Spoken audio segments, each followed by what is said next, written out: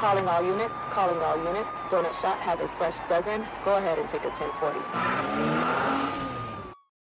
Hey, what's up, everybody? Welcome back to the Donut Shop podcast. This time going remote with John Mattingly. He's in Kentucky and formerly of the Louisville Police Department.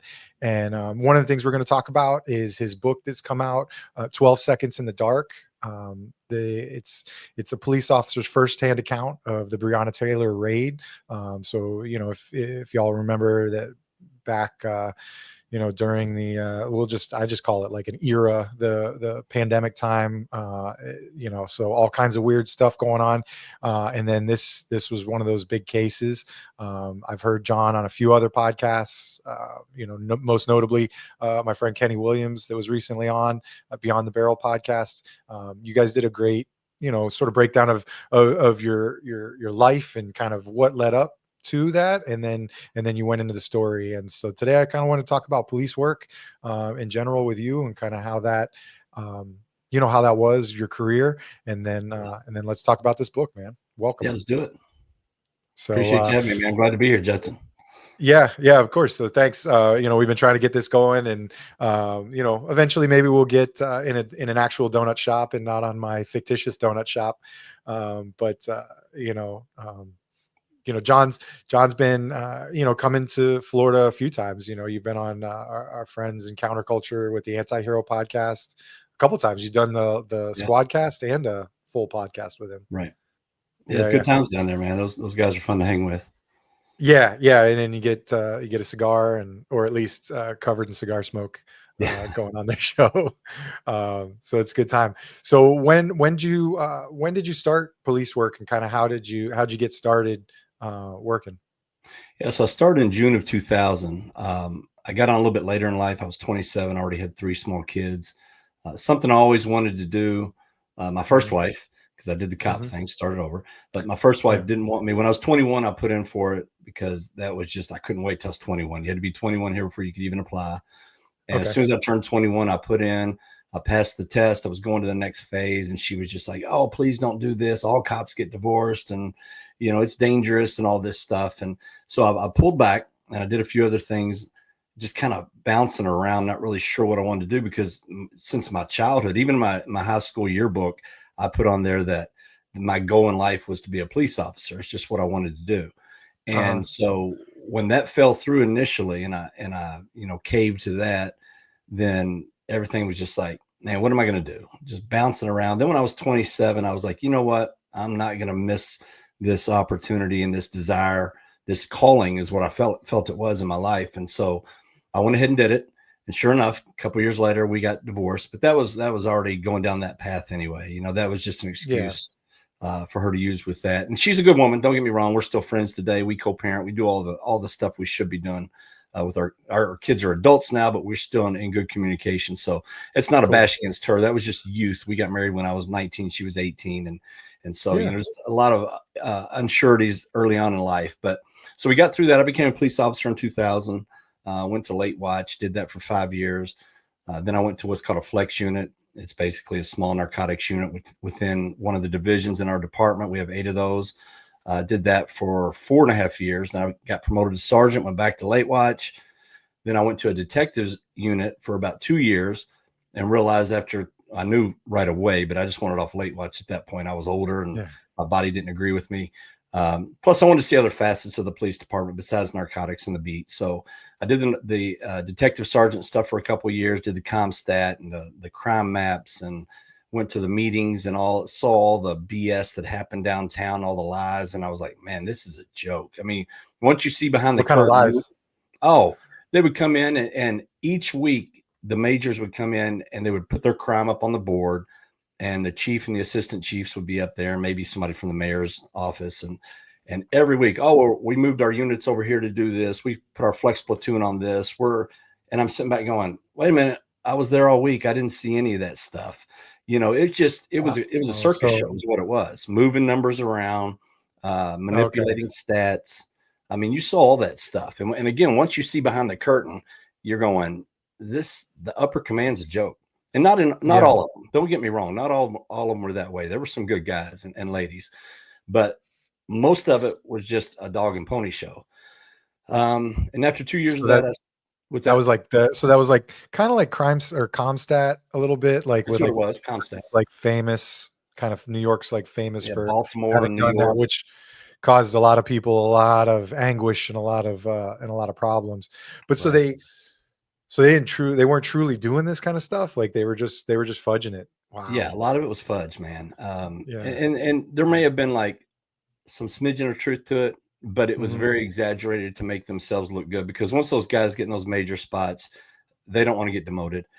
Because in 2003, when we merged city, county, and became metro, we had about 1,300 officers, and we used to have captain ranks, which were civil servant promotion positions, and the captains ran your divisions, our districts, and Uh, they had the chief and assistant chief didn't have as much control over those guys because they couldn't demote them. They had no power to do that. And so those guys ran each division the way they should have been ran, according to the needs of that mm, division, the type of area you were in, because Louisville's about 1 million people, so it's diverse. We have 22% Black community, a large Hispanic community, and they're in the different areas. So you can't run every division the same, or you get that cookie cutter stamp, and it just doesn't work. And right. when they in 2003, when Chief White came in, they did away with the captain's positions. Those guys had to attrition out, and they put a lot of pressure on those guys and forced a few of them out, but a couple of them hung on. But they got rid of the captains as the leaders of the division and created the major position. So it's sergeant, lieutenant, major, and then the assistant chiefs and all that, colonels and all that. And so what they started doing, they started promoting younger guys like 14, 15 years on that couldn't retire into these major spots, and they had total control over them. Those guys had very little say in what they could do. And so they became puppets, essentially. And if Yeah. they bucked the system, if they fought too hard for their guys, they got pushed down. And, those guys, the type that want to climb the ladder and go to the next rank and go to the next rank, unlike us, we're like, I just want to be a cop, right? Yeah. I just want Yeah. hands on, let me do my job. But these guys have aspirations, and that's fine. There's nothing wrong with that. But once they get there, they lose that boldness because they don't want to lose that rank. They don't want to get pushed back. When they get done with our department, they want to go be a chief somewhere else or get some high paying corporate job, and with those high Right. titles, that stuff came a lot easier. So I started to see a lot of that kind of craziness behind the scenes. And it made me definitely say, I have no desire to get promoted above sergeant. This is where I want to be because I can still be a cop. So Yeah. then when I left the detective unit, I went back to a flex sergeant job for about 6 months. And then we created what was called the Viper unit, basically a street crimes unit. And I did that for Mhm. 3 years. We had some new leadership change downtown, and they wanted to change how we did everything there. So I left there and went to narcotics, which is ultimately where I wanted to be anyway. And I was up there until my retirement. So that you've always kind of had that itch to, kind of go after narcotics. Like, how come? Just Man, because it was of just a the cat and mouse game. It was fun. yeah. You're constantly solving riddles. You're following people around. I loved going through doors. I went through over 2,000 doors on search warrants. So that adrenaline, Wow. that Yeah. adrenaline's a drug. I mean, realize it or not, we're all addicted to something. And I love that the unknown, that little bit of fear of the unknown, what you're going to encounter on the other side of the door. That was always just intriguing to me, and I enjoyed it. And I love the pursuits of people and the box them in on streets and jumping out. That I just enjoyed that that imaginary world of cop and robber we played as kids. I got Yeah. to do it all Yeah. the Yeah. time, and that was just Did you it was find fun. that do you think that the criminals in there sort of had the mutual understanding or respect? Like, was it ever the It used to you be that got way. me, No, it used to be that way. I think it used to be like they knew if they ran, they were probably going to get some love at the end of it, right? Yeah. Or Yeah. Yeah. Yeah. if they fought you, they knew they were probably going to if they didn't win, they were going to go to the hospital. That's just the way it used to be.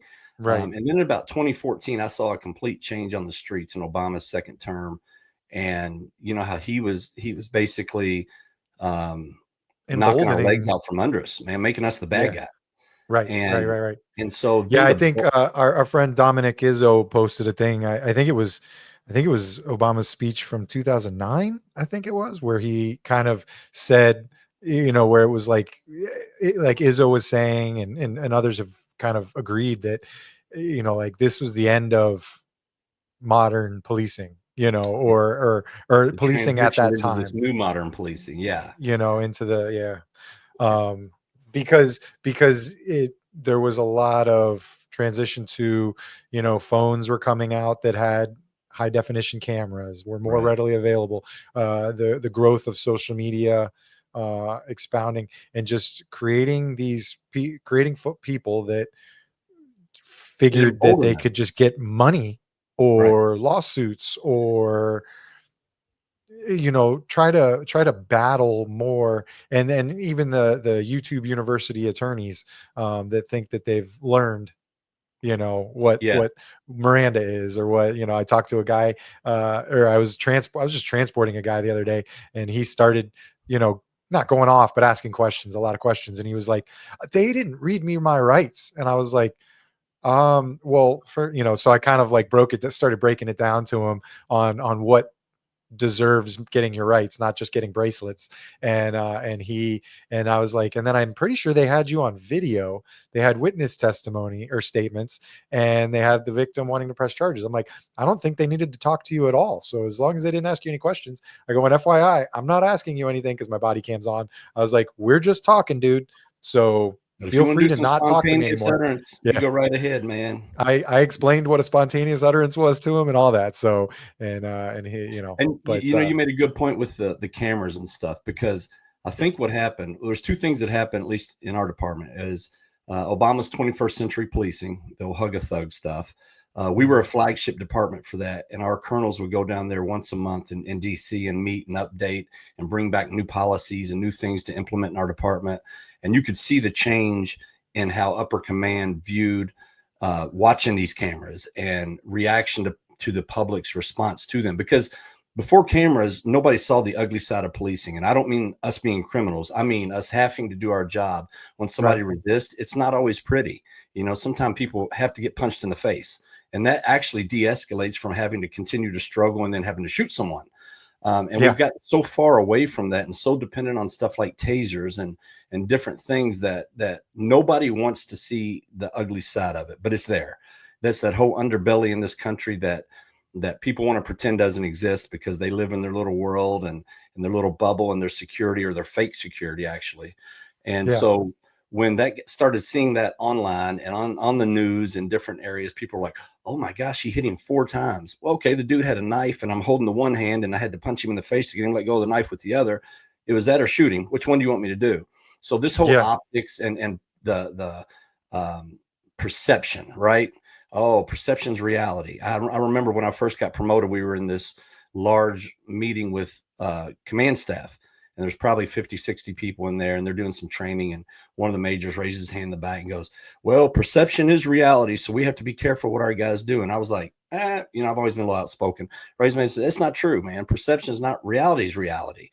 And, it's our job on the street, and it's their job as leaders, especially, to get out and change people's perspective of what they see. And it changes that perception, because if they don't understand why we're doing what we're doing, then I really can't blame the public, because some things just do look bad. Whether they're bad or not, they look bad. And so I think that was kind of the downfall of the old policing into the new modern day. And not everything's bad. Not everything's bad that we've switched. I mean, I think policing now is the most professional it's ever been. We have to be, because there's a camera following you 24/7. But at the same time, it's cut our legs out from under us, and it's caused us to lose respect on the street, because those guys know our hands are so tied that if we cuss, if we have to go hands on, we're automatically the bad guy defending ourselves for the actions we took, as opposed to saying, okay, here's a criminal, here's his rap sheet. Here's what he did that day. Why are we not looking into him going, man, why'd you set that situation up like that? Instead, it's always the police officers defending themselves. And so if that's all you've ever known as a cop, and they didn't have the experiences we had, it might be easier for them. But going back now, I don't think I could stick that camera on my shoulder and go do the job without probably getting fired pretty quick. Yeah, we have a program that is supposed to be on a trial program, but I highly doubt that the trial is going to go away. And it's an AI program that watches our body cam, and it sorts through it, and it creates an entire narration of what is going on from what it sees on the video and what it hears in conversation. And so it sends flags to your supervisors. And I had one where I was just on a medical call where elderly gentleman had fallen down or passed out in his townhouse, and his adult son was in the bedroom on a Zoom call or a meeting, and he heard it, and so he came out. So I was getting the son's information while rescue worked on the gentleman on the floor. And the son was explaining about how he had to flip him over and he was on his back on the floor. And like the discussion that he was having with me, my sergeant the next day in briefing was like, "Oh yeah, Justin, your body cam got flagged for use of force and like wrestling techniques or something like that." And I was like, "What?" And he's like, no, I watched it. He's like, "It's ridiculous." But he's like, he gets a good laugh because he's big Sarge. He's the top sergeant on the road as far as seniority. So he's seen it all. He's been a sergeant since I've been at work. And so, he's by no means overreacting to anything, but it's just funny. So one of my other buddies, we were joking around about when we're on calls and during the low points in calls, we're just going to start talking about old WWF matches and Hell in the Cell and how the Undertaker guillotine chopped him and all this kind of, and like just do conversations like that. Because when the whole thing started, we were just like pointing at each other going, "Hey, your taser, I like how you have it positioned on your vest. It really accentuates and gives you a lot of free space for your gun to get pulled out." And so those phrases cause flags. So we were just like, we're gonna inundate these guys so that the supervisors are like, nope to the command staff, like, "We're not doing this. We're not doing this app. We're not using this." So it's, well, the bad thing about the cameras are awesome. Don't get me wrong. Yeah. They've helped police so many times from all these false accusations and stuff. right. But it only gives you that one little perspective right in that lane. You're not seeing what's around you. You're not hearing the things that the camera's not picking up, the senses. I mean, we got all these senses for a reason. And unfortunately, the camera, while it helps, it's not the end all. And people take those little 10-second clips and they can kind of manipulate them however they want. It's typical media propaganda. I spent a lot of time because I was in the community resource unit, and then I was a PIO at the same time. And so I spent a lot of time communicating with people at some of these community meetings and stuff, and getting up there and really just breaking stuff down. Even as so simple as when the state of Florida got constitutional carry and all these people at a meeting wanted to start, "Oh my God, background checks and this and that." And I really had to break down exactly what was going to happen with the law, because they're watching 10-second clips on the news, which were slightly created to inflame them and make them upset and get them all hot.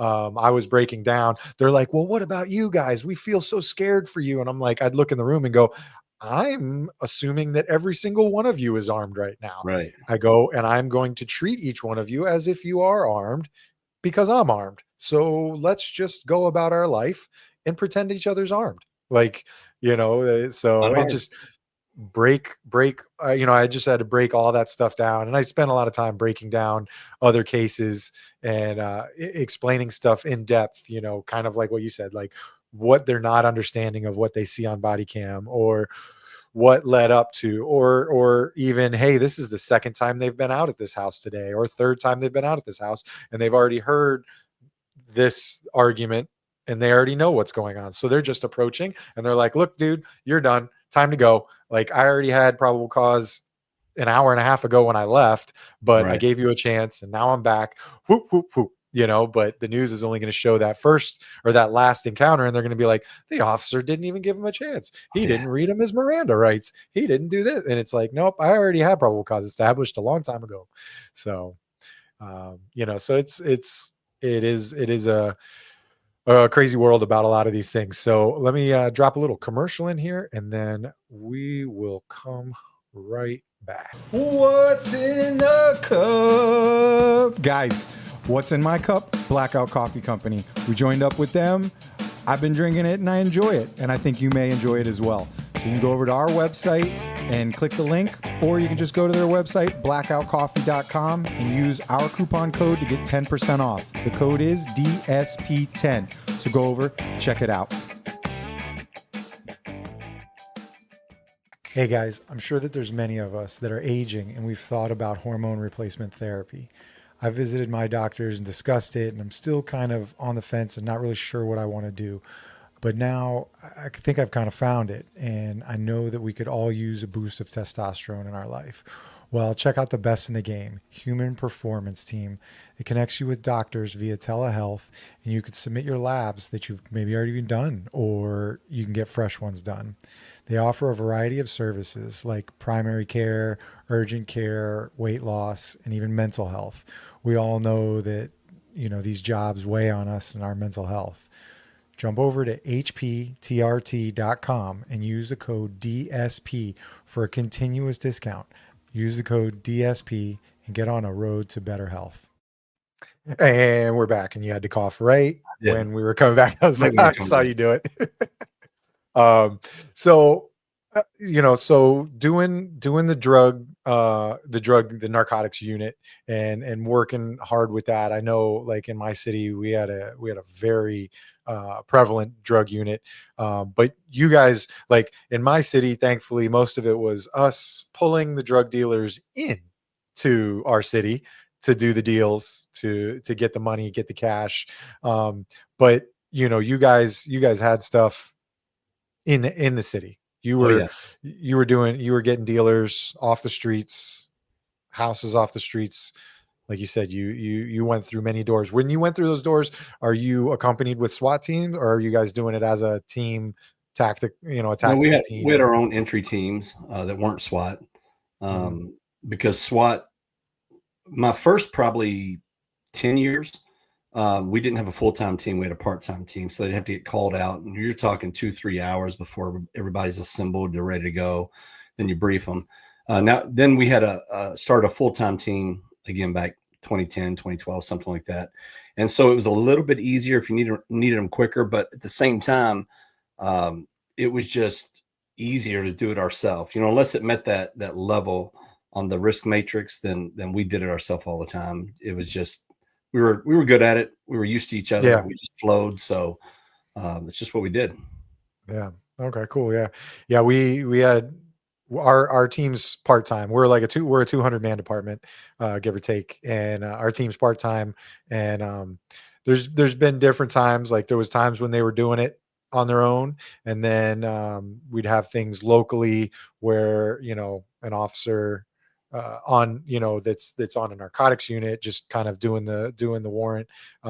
They'd get injured or shot or something like that. So one of our chiefs years ago, he was like, no, we're doing a team every time, when you're planning it. Now, who's to say that they didn't hit houses that, were under the radar and nobody really knew about?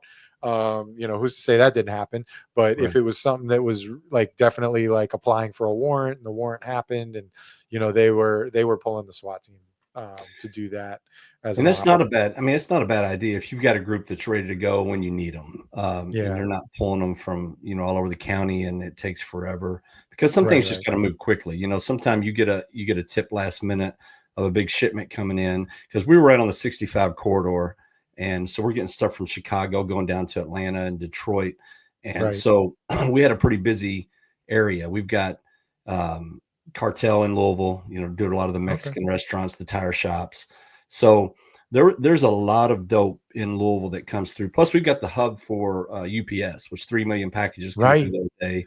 And there's a lot of dope that goes to UPS, Postal, FedEx. Yeah. That's probably the biggest drug mules in the country.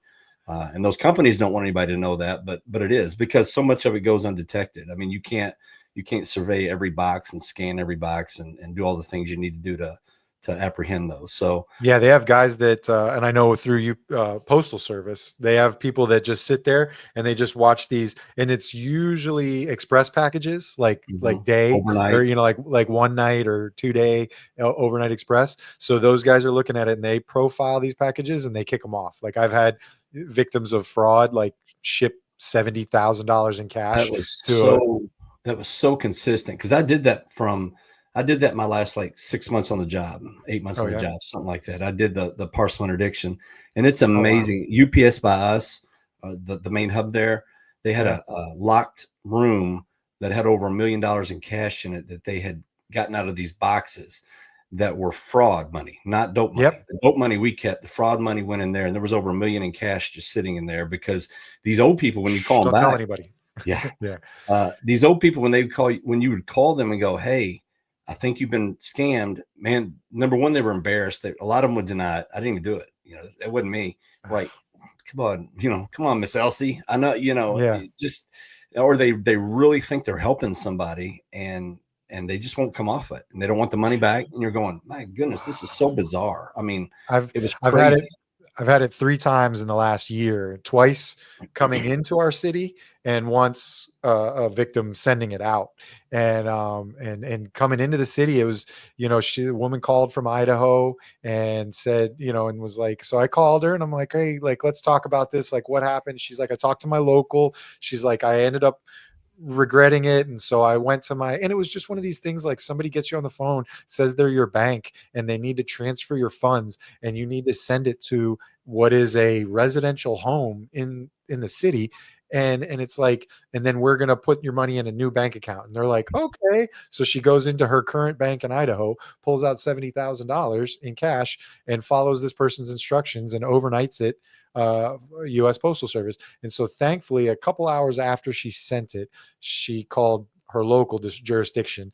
They went to the post office and said, hey, can we, it was before the post office was closed, can we put a stop on this? So they put like an intercept. So there was already a flag, but with an overnight, you never know where it's at in the chain. And if somebody's like droning along, just scanning and passing it. Right. So our local near Fort Lauderdale post office hub that it sort of goes through has what is the equivalent of like a civilian service aide that works and that works for postal inspectors. And he said, yeah, it's my job just to sit here and look at stuff. And he goes, that woman's package is sitting on my desk. And I was like, yes. Yeah. I was so excited because I had an officer sitting down the street from the house. I had already done a traffic stop on the mail carrier to say, hey, do you have a package going to this house? I know you haven't delivered to it yet. Like, so I was doing everything to put walls up to prevent this person from receiving the cash. And and then the Postal Service has like victims advocates and everything, and they overnight it back to this woman. And I was like, so she totally wanted it. And then I had this thing from Texas too. So I'm trying to work with the postal inspector, but there's like one for South Florida. So I'm trying to work with them to say, hey, there's a crew or a house right here on this cul-de-sac that is doing this. But the kid, it's only when he comes home from college that he does this.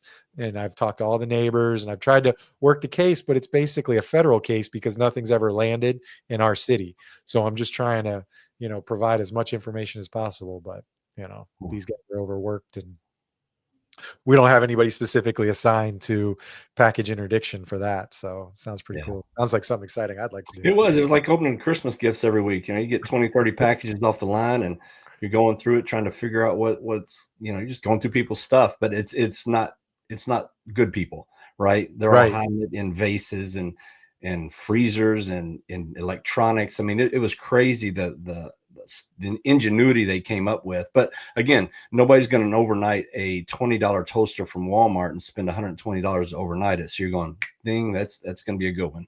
And plus, you had all your source cities. They came from out west and where they were going. Like a lot of the fraud money cases were going up to New York. But we didn't really look for those a lot. But if we came across it and it was just so obvious, we would look at it. But our main goal was the narcotics coming through. When how do you apply jurisdiction to that? Or where's the charges come from on that? Like they're using a private company, UPS. Well, you'd be surprised. A lot of time, no charges are happening. Drugs get taken. Okay. That's the end of the case. However, we did build a lot of contacts around the country. We would call them, because we're doing this. Those planes would come in at 1:32 in the morning and they would have to go back out by 4. So you had a small window. You're calling contacts at 2, 3 in the morning going, hey, man, do you want this package? We can flag it for you. You can be there when it gets there. Then you can do whatever you want with it. If you want to, put a wire in it where it alerts you when it's opened, if you want to deliver it yourself, however you want to do it. And so we had a lot of guys that would do that because it's easy for them, right? You're handing this dude 10 pounds of meth or, 5 kilos or whatever it might have been. And so, and a lot of them are smaller agencies that don't have the ability to, have somebody full time. So they're gobbling it up, and then you're actually getting an arrest out of it, which made it better than just seizing the drugs, even though you're hurting them financially. There's so much that goes through there. We weren't even touching the edge of Yeah, it. the tip of the iceberg. Yeah, Yeah, but I mean, it sounds really cool because yeah, you're literally just teeing up an arrest or teeing up a sting in an undercover opportunity. And the thing is if you can get one of those that kind of helps add that last puzzle piece to that local agency to say, my God, we were wondering where this is coming from, or we were right. seeing such an amount coming through, but we could never tag to what it belonged to or where it was coming. And then now hey, here's your last puzzle piece. Boom, wrap it up. Yeah, You and the know, feds would call sometime and go, "Hey, can you all be on the lookout for anything from this source location or this individual? Here's the fake names they're using," because nobody ever used real names.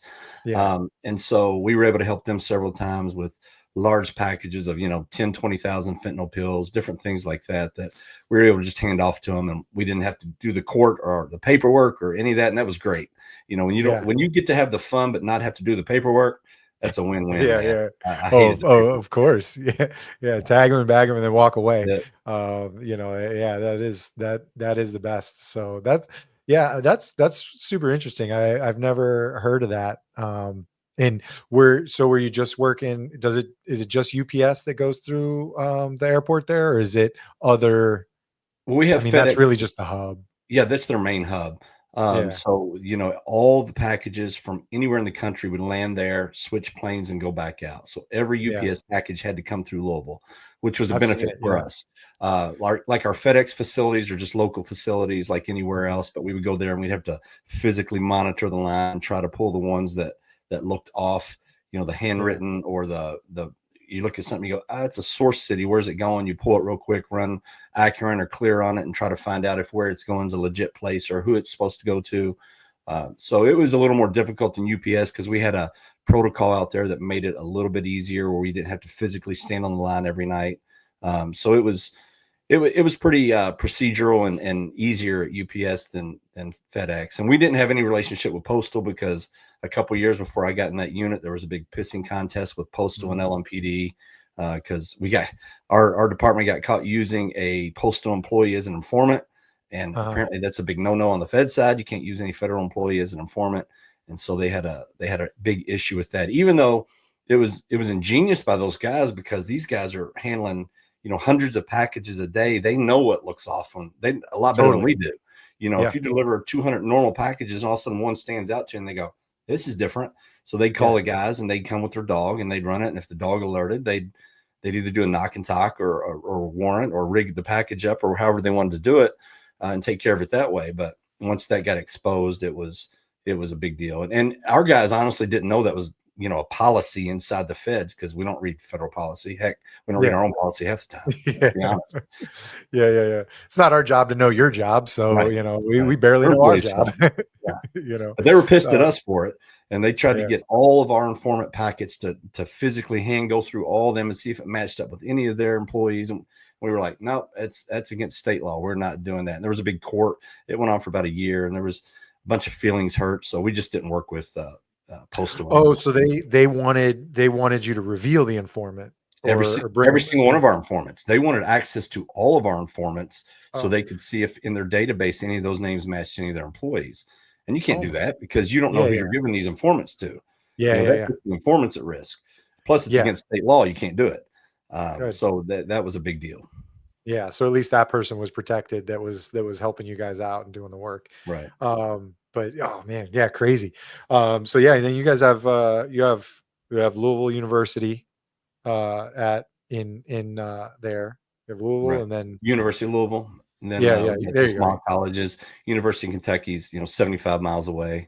Over in Lexington. Yeah, yeah. Right. Yeah. So pretty busy with that. I mean, was there, drug work to be done with the school Man, there and wasn't. that kind of stuff? We didn't miss a lot with the University of Louisville. They have their own police department, and they're very peculiar. Everything is kept hush hush in universities because they don't want the crime stats out for the public Right. to see and for potential students to see, or I guess investors or whatever they use. So yeah, it was pretty much off limits. Anything that went through University of Louisville had to go through their police department unless we just happened to catch it, outside of the campus. Yeah. So we didn't do a whole lot with the University of Louisville. Oh, okay. Yeah, just curious. I know that. Yeah, just because I know I've driven by it a few times and seen it just there after the airport, and then the Kentucky Derby. Yeah. Crazy time with that. Yeah. Do you see an influx of party drugs and stuff like that come Well, the in? main thing you Uh, saw an influx there was human trafficking. There oh was a wow. ton of Yeah. that during Derby season. So our human trafficking unit and sex crimes unit and all that and crimes against children, they would all get together and do big details then, and they would unfortunately, find a lot of victims there where girls were brought in from out of state Yeah. just for that. And it's amazing how many creeps come and take advantage of that.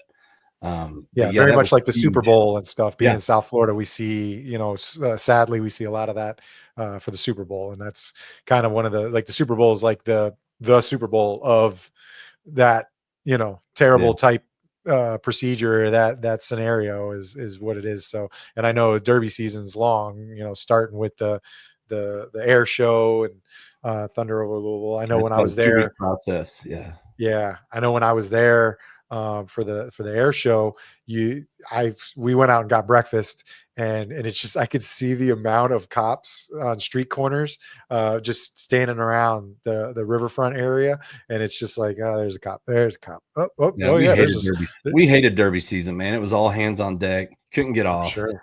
You always had crap details unless you knew somebody or if you kissed somebody's butt. And I never did that. So, I mean, I had some good details later on in my career, but man, for the first several years, it was horrible. So, and up until man, what year? Maybe 2015. So, a thing called Freaknik used to happen in Atlanta, where they would Oh shut yeah, yeah, down. They would take over huge areas of their main thoroughfares, and they would just do ungodly stuff, sex on top yeah. of cars, Huh. shootings, drugs. I mean, it was unbelievable. It was It was like a giant Diddy party. yeah, yeah, for blocks and blocks and blocks. So Yeah. Atlanta finally shut that down. So they came to Louisville in 2000 and started doing it here Oh on Broadway. And they would shut, I mean, it would be gridlocked for 40 blocks down Broadway and spill over to the side streets and all that. And yeah, initially they tried to divert it. They tried to, block highway exits and push people into other counties and stuff. Then at one point they said, okay, we're going to give up and just let them have it. And they put these big 10-foot gates up that we had to stay behind and watch all this stuff happen in front of you. And then we responded to shootings and rapes and different things. And then oh they my went god. back to enforcement activity. It kept bouncing around and it was just out of control for years. And I was always down there on that because my unit would be down there with it. And finally, somebody had the wits to go, we're done with this. And super hardcore enforcement, shutting everything down, not letting towing cars, doing all the things they should have done from the beginning. Yeah. And they finally stopped that. But man, it was havoc for years. I'm talking, we'd have 15 shootings a night out there. Not Wow. just shots fired, but actually people shot, stuff, Yeah, yeah, murders. And it was like, man, how long are we going to let this go on? It's not a racist thing, but the animals are running the zoo. And yeah, it's like, my goodness, man, it's unsafe for all the people who actually live here because 80% of these people were from out of town, coming in from Atlanta and all the different surrounding areas. And the people that lived there, some of them liked it, but most of them hated it because it was yeah. terrorizing the community for 4 days. So they Totally. finally put Oh, an end okay. to it, which is good. Yeah, that's good. All right. Well, let's take one more break, and then I will let's get into kind of the book, and then that's that whole story.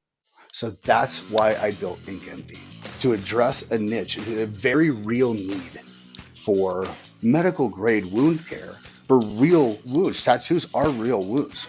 I don't understand why we continue to treat them differently. There's just nobody's bridged that gap yet. We're talking about relatively superficial trauma to the skin. The quicker it heals, the better. Especially with tattoos, because the amount of ink that's retained in your skin is dependent on that healing process. Real science, real medicine, with a very ancient and very personal art form. Jump over inkmd.com and use DSP15 when you want to make a purchase. Yo, what's up, everybody? I want to let you know I have a new website format. Same website, donutshoppodcast.com, but this time I'm running it through Shopify. Make it much easier to purchase items because aside from the hats that I have up there, Donut Shop Podcast, PVC hats, the blue line snapback, laser mesh, nice and clean on the inside, comfy hats. I have some other swag, t-shirts, can koozies, just some other stuff that I put up there. I'm running the website through Shopify, and so it'll make it real easy for you guys to go on and purchase some stuff and support the show. So thanks for tuning in and following the show, and don't forget donutshoppodcast.com. Thanks. All right, so as I mentioned at the beginning, 12 Seconds in the Dark is a book, the police officer's firsthand account of the Breonna Taylor raid. So you were sergeant at the time on that raid, right? I mean, like, Right. Yeah, kind of, kind of leading that group. Even though we had a lieutenant with us, I was kind of leading that group yeah, because it's just what I did, you know. yeah. And I mean, I think a lot of people are familiar at least with the news side of the case, if they haven't caught the real story on a podcast, that you've been telling and that you've lived through, and then the aftermath of everything that you had to live through, and that your team lived through, Right. going through Still it. living through, yeah. Yeah, still, yes, exactly, still Not me going as through it. much. I'm talking about Brett, and we'll get into that in a minute. But Yeah. Yeah. So, go with it. Kind of, just some background for anybody that may not know. yeah. So real quick on the book, if you go to my website, johnmattingly.com, JOHNMATTINGLY.com, that's the best place to get it right now. I just broke partnership with Daily Wire. My contract was up, so they pulled it off Amazon. We're getting it back up on there, but it might take a little bit. So it looks like it was still on there, but it's probably some used books or something like that. I mean, if it's on there, great, go buy it. I don't care where you get it from. Give it to a friend. If you don't want it, wipe your butt with it. I don't care what you do. But that night, while I was in charge of the raid on that apartment, we weren't the investigative unit. And a lot of people get all these things mixed up, and it's kind of hard to understand how police work happens. So you've got smaller units, 4, 5, 6 guys. And if they're doing a multi-faceted raid like they were that night with 5 houses, 3 of them were going to be at the same time. And SWAT was doing 2 of them. I was running the other one on the apartment. And so this is manpower intensive. We had both SWAT teams going, which is, I don't know, 40 guys, 45 guys, I'm not sure, in our office just for the other areas. And so they could support SWAT. And once SWAT hits, they go in and take over scenes. Our place, the other place they were sitting up on, we had about 50 people in there that night. So, this is a 90-man involved case going on. And only 5 of the people were the ones who investigated this for a few months. So anything that goes wrong in these cases, it's not necessarily the things leading up to it or some of the facts that came out after had nothing to do with those 90 guys out there helping serve warrants and take enforcement activity. But however, it gets mixed up, and I understand because people don't quite understand the intricacies and the ins and outs of police work. But that night, it was originally signed as a no-knock warrant. That was the first misconception that came out, is that this was a no-knock warrant we did. And it was flawed. It was not a no-knock warrant. It was signed as it, but before we even went out that night during the brief, they said, hey, it no longer fits the parameters. So serve it as a knock and announce and give it extra time. And that's what we did. We were at that door for a minute, knocking and announcing. And Justin, you know how it is when you're at a door knocking, not knowing what's on the other side. A minute feels like hours. Oh, so scary. My goodness, man, what's going on? So originally I was I don't want to say lackadaisical, but when you do so many of these, and this was supposed to be an easy one, it was supposed to be a female with no criminal history, home alone, no kids, no dogs, no weapons, no boyfriends, knock on the door, give her extra time, they said, so she'll come, leave the neighbors out of it, so she'll get on team, right? Because this was going to be a RICO case, and they needed some witnesses, some help from the inside. So their goal was to get her kind of on board on the team. And so she was going to really she was almost going to be like a participating witness kind of thing. Like that's what they were hoping. It's almost something that you could have, like, maybe not, but could have sent like road patrol out to do, right. I, as a road patrol officer, I get sent out to sometimes, other agencies will call and say, hey, go knock on the door, see if this person, knows the whereabouts of their car, because we found it abandoned in our city. You don't really know who's on the other side of that door, if they're of a criminal element, and that's why the car was dumped, and they're waiting for the cops to bang on the door because they're scared. So, yeah, I mean, so back to like what you were saying, like she their situation may not have even warranted the SWAT team. It was just, hey, we got some experienced tactical detectives. We're going to knock on the door and then kind of negotiate a conversation and work something out. Yeah, and I never bashed Breonna, right? She was a victim in this to some degree. However, I will frame this so people understand why we were even at that house, because people say it all the time. Why were y'all even there? You know, why were y'all harassing this poor young girl who was a decorated EMT, which is a total lie. She wasn't an EMT. She hadn't been since 2017 when she got fired. She never even got off probation. She was not decorated. And again, that's not a slam toward her. This is just the truth. Sometimes let's put the facts out. And in 2017, she rented a car, which she said she gave to Jamarcus Glover. And a few days later, they found a body with a bullet in the head in the backseat of this car, abandoned. So she was in this. She was holding her money. She was renting cars. She was putting bank accounts in her address. So Jamarcus Glover, the main target, his ID was at her location. His car was registered to her. His bank account came back there. His telephone came back to her. In January, just 2 months prior to this, he was locked up for a bunch of drugs and guns, and she bailed him out, used her address and her phone number as his. So everything pointed to her as being a participant in this. I don't think she was slinging the dope, but she obviously had the inside knowledge of all that was going on as she was assisting.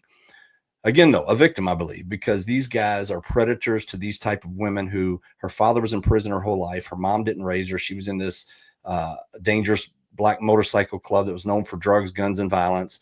So everything that she was there kind of waiting for this knight in shining armor to come along and throw money at her and praise her and do all this stuff. But she was one of many, and she had a couple boyfriends too. So it wasn't like these are the people you're going to church with, right? These are people who are living the life. And so that's why we were there. So that kind of sets that up. So then when we get there, we knock and announce for a minute. It was not a no-knock warrant. One of the neighbors upstairs even comes out and got into an argument with our guys on what are y'all doing? Why are y'all being so loud? All this stuff. So they knew we were there. There's very little doubt in my mind that they knew we were there. And that later came out in a recording with an officer who went to school with the guy who shot me, knows his mom. She met him on scene because he came out and was on the perimeter and said, Kenny called the guy who shot me and said, hey, they're at the door. I don't know what they want. I got to go, and hung up. Well, then he calls her back later. So he knew we were at the door. You know, whether he freaked out, whether it was a panic moment, I have no idea. And we probably will never know. But the fact that's all played out, that he thought he was getting burglarized and home invasion on him. But then the second point to that is he brought Breonna in the hallway with him. She wasn't in bed asleep like everybody heard. It wasn't the wrong apartment like Ben Crump, Kamala Harris, LeBron James, all those people put out. It was the right apartment. Classy individuals. Yeah. And our department in our city at the time, under its leadership, there's different leadership now, so I can't condemn them, but under the leadership at the time was so weak and so politicized because our mayor hated the police department. And our chief was his puppet. They had each other bent over where whatever one said, the other one had to do, and so forth. And so they never put out the fact that, no, she wasn't in bed. It was the right house. The boyfriend wasn't in custody 10 hours prior. You know, all these lies that were put out that everybody bought into. And I don't blame the public for buying into it, because there was never any pushback, right? All they get is this one-sided story that nobody said, oh, time out. That's not the truth. We weren't allowed to talk. So this narrative got spun up so big and so fast during one of the worst time in policing with the George Floyd and even Ahmaud Arbery, even though that guy wasn't a cop, somehow we got lumped in with it. Yeah. And it's amazing, Trayvon Martin, all that stuff, how that comes back to just everything comes back. Yeah, it's Michael Brown. It turns into a whole. It's a whole. That's why I say, like, in addition to COVID, it was like an era in our life, or well, I mean, I could almost say an error in our life. Like, it was just a bad time, dude. You had the COVID stuff. You just had everything, and it was just piling on, and it just and nothing helped. Nothing could have helped with what you guys were dealing with. Yeah, had this happened 2 years earlier or 2 years later, I wouldn't be here. It would have just been another tragic event that happened during a police raid where an individual shoots a cop and they return fire, and unfortunately, the person next to him got struck. Because what happened when he came out and they were standing in the hallway waiting for us, when that door opened and I started to turn that corner, and I see him and her. I couldn't make them out because it was so dark, but I saw a taller figure, shorter figure combined together. It looked like a big blob with two heads. Yeah. But then as my light came around, my brain's going, oh, something's off here. and I see his pistol, and it's too late. As soon as my gun light hit his pistol, the tip of it, he shot. And I felt the impact. And as I'm going to return fire, you've got that action reaction gap. It's only 0.3 seconds, but that's huge in situations like this, because it felt like, in my mind, as soon as he shot, I was pulling the trigger. And he dove out of the way into a bedroom, and she tried to follow him in, and that's when she got struck. Unfortunately, my bullets didn't kill her. Only one of my bullets struck her, I believe, in the left arm. But so he dove out of the way as I'm returning fire. When I go down, because I'm realizing this is not a good wound because it ripped through my femoral artery, I put my hand down, and I feel so much blood coming out, and I'm pushing as hard as I can, that I'm like, I'm out of the fight, because the guy had kind of stepped up over me and started shooting. So I got out of the scene and got out to get a tourniquet the whole time going out. I knew I didn't have my tourniquet because my car went, just all these crazy situations happened that night. It's Friday the 13th, a full moon. It's raining outside. I come out with the tools for the ram and the pick, and I'm getting in my car, and I've got flat tires. The car behind me had flat tires where somebody came through our lot and poked them. So now I'm transferring all my gear in the rain, trying to hurry up to get to the secondary location, because we're on SWAT's timeline, not ours. And I forget my tourniquet, of all things. I hadn't used it in 20 years. So I'm thinking, no big deal. This is an easy one. In my mind, this is an easy one. And that's the night I needed it. And so these are all speed bumps, roadblocks, omens that are little red flags. You look back. Yeah. You look back, and it's like, yep, I missed that one. I skipped over that one. Yep. Yeah. Oh, it's terrible. I should have taken 2 more seconds, turn around and got my tourniquet, but we think it's not going to happen to us. I mean, let's call it like it is. It happens. But thank God you're still here. The country. Yeah. Thank God that they had a tourniquet. They got it on within, probably less than 20 seconds. It's on my leg after the shooting. Or again, I wouldn't be here. And the tourniquet, buddy, the pain of that was much worse than the shooting, because it was on for that's what I've learned. Minutes. It's brutal. We had one of our SWAT guys take a 25 cal to the leg, and it went through his femur. Through it, his femur stayed intact, but it actually pierced through the femur, and so he's all right. He's working through it, but it's the leg is a crazy thing, and thankfully we have those tourniquets. But they are not comfortable for sure, but they can do their job. We talk about the leg. It's funny how they're like, why didn't he just shoot the guy in the leg instead of killing him? I'm like, wait a minute, the leg can kill you, I promise. There's a lot of stuff goes on in our body anywhere that if it hits the right spot, you're gone. But again, that's just the TV misconception stuff they have of police. But so that's kind of the crux of it that night. But that was the easy part. I mean, that was the police work. That was the police work. That's what you train for. That's what you mentally train for, where you go over all these scenarios. When you do so much of this stuff, you're always playing the what ifs, and what if this happens, this is what we're going to do. And training kicked in. I mean, everything was just bam, bam, bam, bam. Even though we weren't a team that normally worked together, we were kind of a hodgepodge group of guys thrown together. The training just worked. Everybody did their job, what they were supposed to do, and that was a good thing. Now, let me touch on this real quick, because a lot of people have an issue with Brett Hankinson. He was the third officer that shot. I shot. The guy stepped up over me at the doorway and shot, and Brett shot through the side windows of the house, and he didn't hurt anybody. His bullets missed everything, which is good, but he ended up getting charged for all this. He got charged on a state level, and when he got acquitted on a state level, he got charged on a federal level. We've had 2 trials. The first one was a hung jury 10-2 for his acquittal. The second one, they did it again. They kept coming back, hung jury, hung jury, hung jury. The judge kept giving them the admonition to go back and figure it out.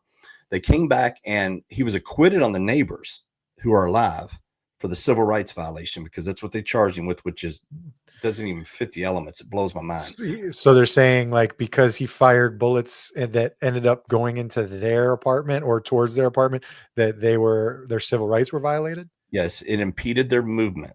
These are happening in milliseconds. You're not impeding anyone's movement or freedom. I mean, it's just bizarre how during that era of the DOJ and the FBI, how things were so slanted against police officers.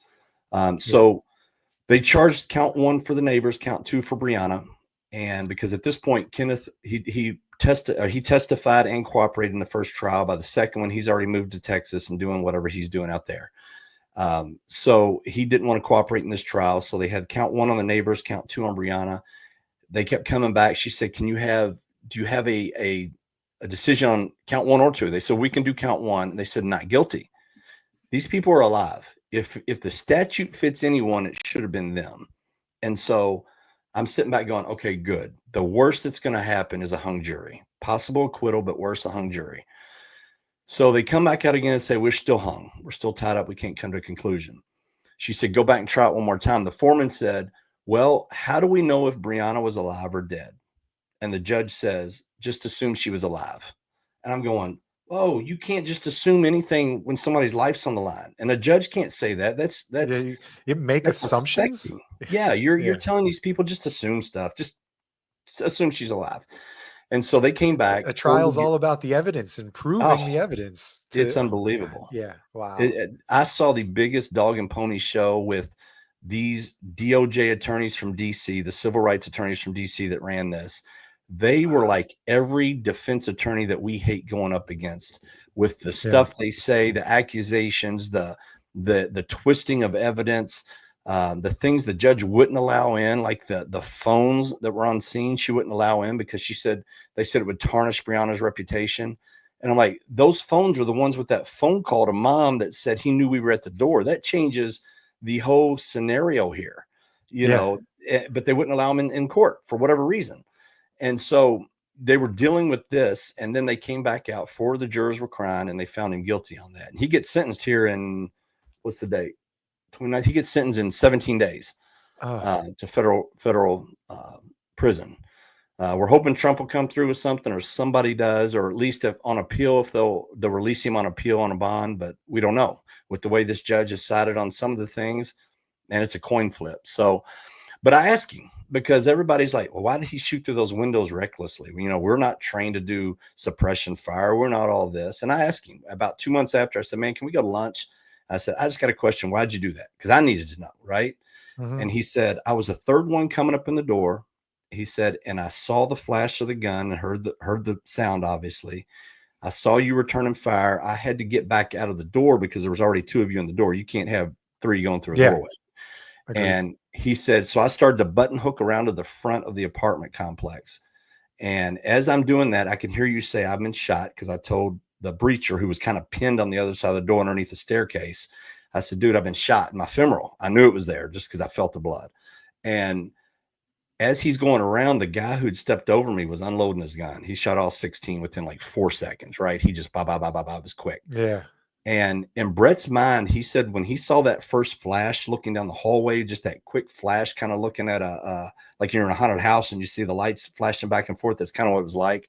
He said, I thought somebody had a rifle. So we had a little cut because John lost power right at the best part and left me at a cliffhanger. And so you were saying he thought he saw a rifle through the window. Yeah, so he thought he saw a rifle, and as he's circling around to the front of the apartment complex, he just hears all these rapid gunshots, and he thought we were getting executed at this doorway.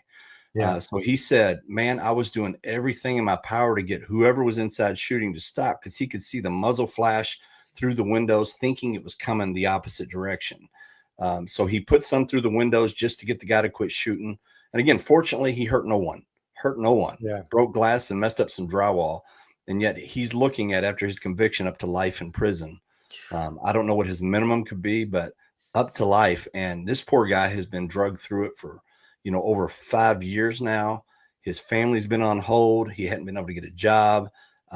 The system, I remember Dan Bongino keeps saying the process is the punishment. Well, dude, this guy's been punished way beyond what even should have been. You want to take his job for firing intermittently through glass? Fine. But I will have his back till the end, because he thought he was saving my life. He was willing to lose his freedom, lose his career to save me. And so I have no issues with it. And there's a lot of cops out there that these keyboard warriors are real judgmental about it. I'm like, okay, if you're in that situation, you think your friend's dying and you're willing to go, that violates policy, I can't do that. Well, screw you, because then you're not a true partner anyway. So like, do you know if he was prior military? No, he was not. No. Okay. I was just curious because completely different scenario, but we were in training, and we have an indoor range, and they've set up an officer down situation, and there's a guy bounding around like there's a police car in the range, and then there's a dummy laying there that's your downed officer, and you have to do an officer rescue. And so I was one of the first ones to the first barricade, and next person in the line came up behind me, and she's like, all right, I'm going to take the next barricade, like as we're bounding our way up to where this officer is. Meanwhile, we've got a bad guy still shooting at us, and we're using sim rounds. But and so she goes, okay, cover me. And I'm like, I'm just thinking, I'm not prior military, but I'm like, all right, so there's these boxes, a barrier that he's behind. And I put a round into it, and, we make it through and stop the bad guys, rescue the officer, do the scenario. And training at the end was like, Justin, you had an AD. And I was like, no. And they were like, when Jen ran to the next barrier, you fired around. And I was like, no, it wasn't an AD. I fired around at the wall because the bad guy was, using it as cover. And so I put a round in there to hopefully duck him back. And he's like, we do not fire, cover fire or whatever. And I'm like, but bro, like, I got a guy that's, scenarios. I got somebody laying on the ground, and this is real life. I'm going to fire into a wall or a situation, as is his story, where he sees this muzzle flash coming from. He's firing towards it. Well, tell me, what's the difference? And I mean, you could play this scenario out so many ways. I'm going up to a totally blacked out tinted car, and a gunshot comes out from it at me, hits me or my partner. Am I not allowed to fire back in that where the threat's at? Exactly. If I'm clearing a house, if I'm clearing a house and there's a closed closet door and somebody shoots through them, am I not allowed to shoot back through it to stop that threat? It's just a lot of common sense. Now, you don't make it standard protocol where every time you hear a gunshot, you just start blasting stuff. We get that. Right. But each scenario that we deal with is so different. You can make 50 traffic stops and you might have 40 different scenarios play out. These aren't cookie cutter events that you can just go, this is how you do it all. And that's why they always say policy is they can hang you on all of them, right? But it's kind of a guideline on how to do things, because every run is so different. And the people at the top just became such cowards and were unwilling to stand up for that and even explain it to the public. Nobody explained it to anybody. So now they smeared this guy. They made it look like he's some cowboy out of here, out of control, just, doing whatever he wants and putting the public's life at risk, when that wasn't the case at all. Yeah. No, it's scary and it's sad. And it's the things that you're just trying to do that you think are, the best thing to do to stay alive and the best thing to do for the public and safety of everybody involved. And now he's getting hung out to dry, and it's terrible. If they're not going to back you, then they need to take that whole thing out of the academies where that's hammered into our heads over, dozens and dozens of times of do whatever it takes for you and your partner to get home to your family at night. Okay. He did whatever it took, and now he's the bad guy. So either take that out of your training and say only do X, Y, Z, or just shut up about it and support them. One of the two. Yeah. Or even the silly thing, I'd rather be judged by 12 than carried by 6. And it's like, it's kind of terrible. It's, in this scenario, the 12 could really screw up your life too. You're going against 13, and that 13 is the one that kind of guiding the 12 being the judge. It kind of makes it a little more difficult too. Yeah. So it's different than the 12 statement when you're going against 13. No, it's freaking crazy. So, and you go through all this even more so in depth in the book. Right. Yeah. Going to the threats, our family, all of our families, the 3 officers involved in the shooting had a hit taken out on us by Breonna's mom, the one that's on TV. That's the other crazy thing that you brought up. I forget whose podcast you brought that up. And I was like, everybody's like, what? We haven't even heard that part. It was Anti-Hero, I believe. Yeah. Tyler's. Yeah. That's insane that that never made it on the news. Nobody cares about that. No. Or the fact the FBI covered it up and made us, we're not victims, even though there's a hit taken out on us, and we were moved from our houses in the middle of the night and taken to Timbuktu, and our family's disturbed and all these things. And it's like, oh, we're not going to investigate that because the optics, everything goes back to optics. The optics look bad. Going after a national victim's mother was their phrase to the people on the inside, the people that they threatened their agents, who were actually good guys. The agents that were working the case for the FBI are great guys. They were pushing forward, and they were told if they pursued it anymore, they would fire them. And it's just bizarre, all the backdoor stuff that happened in this. And again, there's a lot more in the book into detail why that unit was even there in the first place. Had nothing to do with the police department. It was all the city with gentrification trying to secure these last few houses that Jamarcus Glover was staying in that they couldn't get a hold of. So get the book, read it. Your eyes will be opened. You'll never look at city governments the same because most of them are corrupt. And we don't get to see that stuff on a normal basis. We think things are happening for a reason, and they are, but it's to enrich those in charge is what it is. For sure.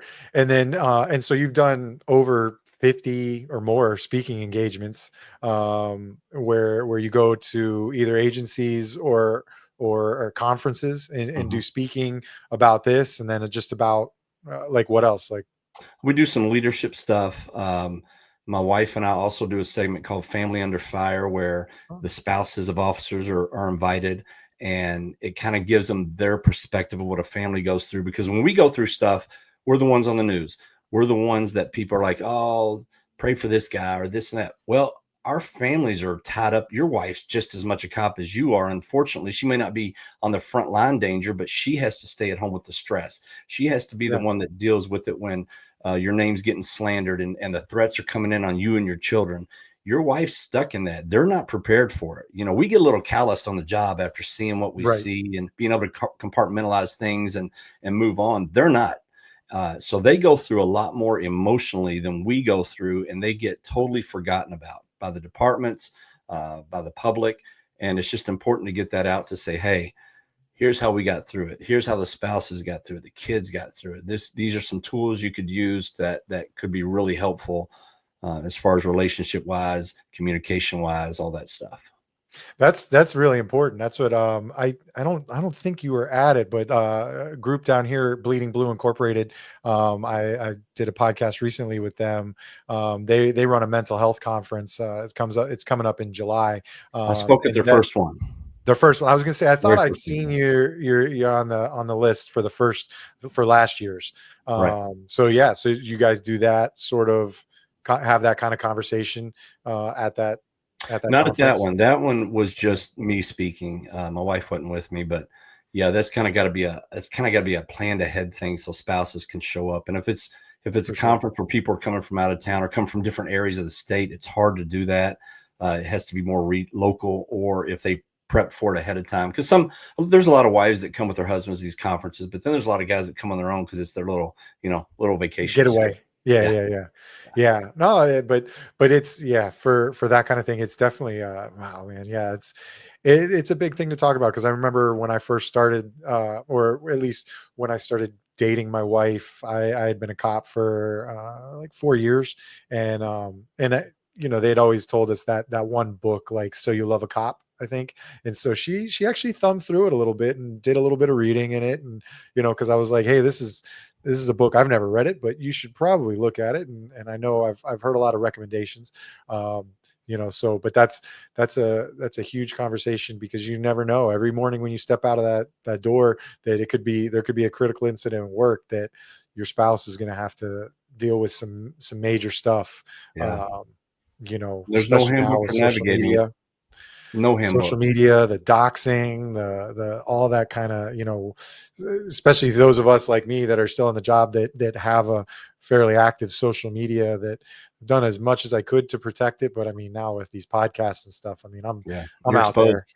there. I'm open. You can find me for the most part.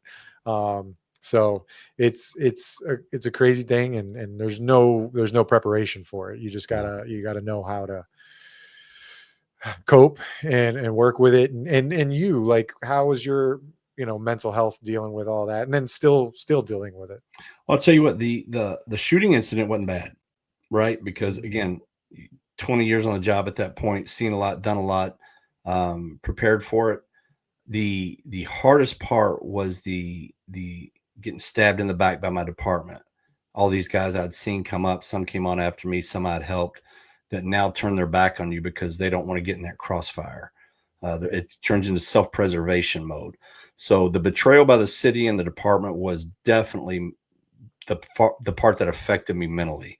That's where the bitterness and the anger came in, that I had to eventually confront, admit it was there and deal with it. And once I did, my life was a lot better because I'm not Yeah. carrying that burden. You know, you let that stuff go, and then you can live life. That's on them. Even though it affected me, I had to deal with it again, not compartmentalize that, because then it doesn't go away, but you actually hit it face on, and deal with it, and then figure out how you're going to turn that into some kind of triumph for you and your family and move forward. Yeah. Yeah. Yeah. Very true. We learn and kind of wear it as a badge of honor. Oh, I can compartmentalize everything. And it doesn't do anything good for us.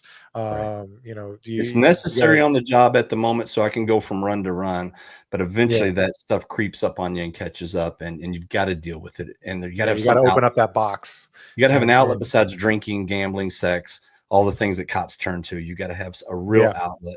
Mine was faith, thank God, and family, Yeah. that I was able to lean on and go, okay, this is what I have to utilize, this foundation in my life to get me through it. Because if not, man, I don't know what dark road I would have gone down. And a lot of Yeah. guys do, unfortunately. Yeah, crazy stuff. So yeah, man. All right. Well, so you said your website, johnmattingly.com. I'm going to put it in the description on the audio side and on YouTube.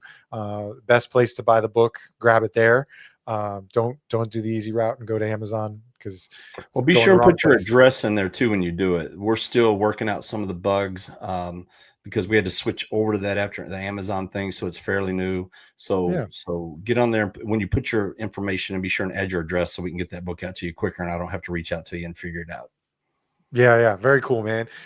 So that's awesome. I hope to run into you one of these things, or when you're down here in Absolutely. Florida at some point. Very cool, and thanks for coming on the podcast. Yeah, thanks, I Justin. appreciate it. It's just an amazing story to listen to, and it's still going on, unfortunately, to this day. So yeah, I'll wrap this up, and then just hang out. We got to make sure everything loads up properly. Okay. So, do you Well, have? I mean, you have anything else you want to add, or anything no, else you want to no, throw it's all out good. there? All good, Otherwise, man. keep it on the website, and follow up with John on the website. We'll All right. be right back. Calling all units. Calling all units. Donut Shop has a fresh dozen. Go ahead and take a 1040.